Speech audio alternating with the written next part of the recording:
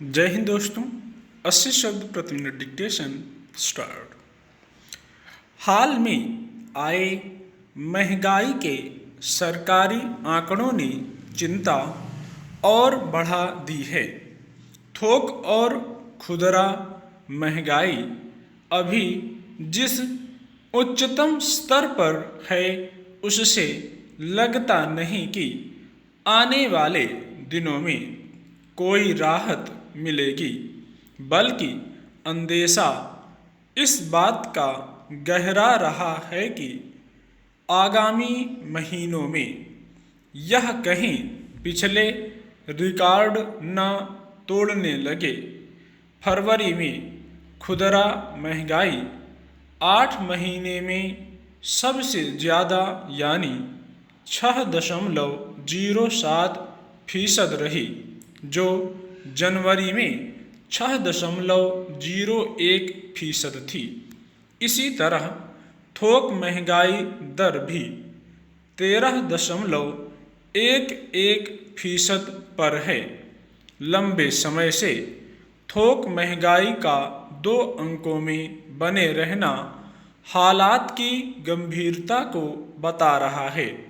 ऐसे में अब इस बात का कोई मतलब नहीं रह जाता कि महंगाई में कितने फीसद या कितने दशमलव अंक की वृद्धि या कमी हुई। इसका असर तो रोज़मर्रा की जिंदगी में पता चल ही रहा है। हकीकत तो यह है कि शायद ही कोई ऐसी वस्तु हो जिसके दाम न बढ़ रहे हों, चाहे खाने पीने की चीज़ें हों या फिर दैनिक जीवन में इस्तेमाल होने वाली सामान्य चीज़ें। कुछ दिन पहले ही दूध के दाम 2 रुपये प्रति लीटर बढ़ा दिए गए थे। इसके पहले व्यावसायिक गैस सिलेंडर 105 रुपये महंगा हुआ था, फिर सीएनजी महंगी हुई। फरवरी के आंकड़े बता रहे हैं कि महंगाई का रुख जनवरी की तरह ही रहा। इस बार भी खाद्य वस्तुओं, कपड़े, जूते, चप्पल, ईंधन और बिजली की कीमतों में तेजी आई।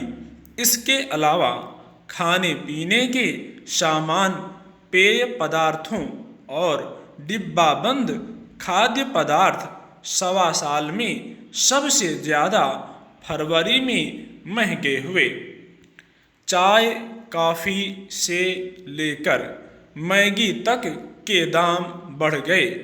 सब्जियों और फलों के दाम पहले से ही रुला रहे हैं।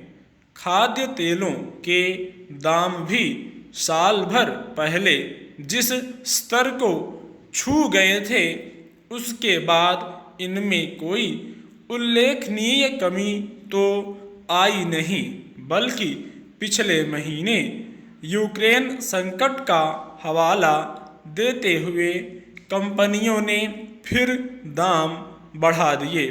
महंगाई का एक बड़ा कारण उत्पादन लागत का लगातार बढ़ना भी रहा। थोक महंगाई 2 अंकों में बने रहने का मतलब यही है कि कारखानों, फैक्ट्रियों से सामान महंगा होकर ही बाहर आ रहा है। इसका मूल कारण कच्चे माल का महंगा होना है। इसके अलावा बिजली महंगी होने से भी लागत बढ़ रही है।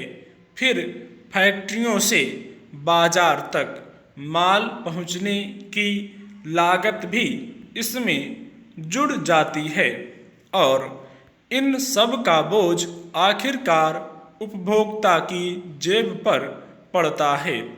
जाहिर है, थोक महंगाई बढ़े या खुदरा महंगाई, मार तो आम लोगों पर ही पड़नी है।